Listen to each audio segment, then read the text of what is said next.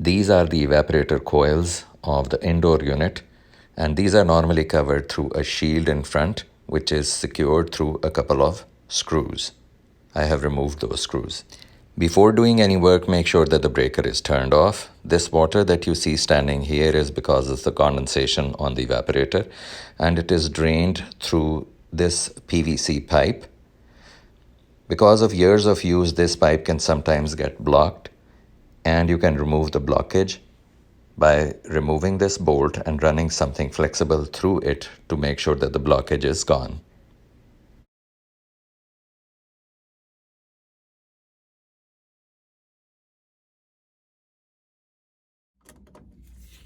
Removing this bolt is easy. With the pliers you can remove it and look inside to see if there is a lot of algae or there is any blockage.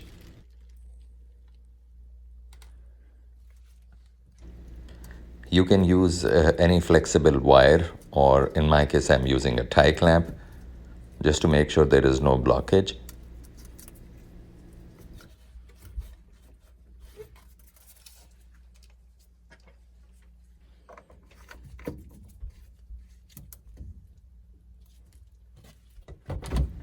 Once you have confirmed there is no blockage and done the cleaning, you can install the shield back, tighten the screws, and you are done. Thanks for watching.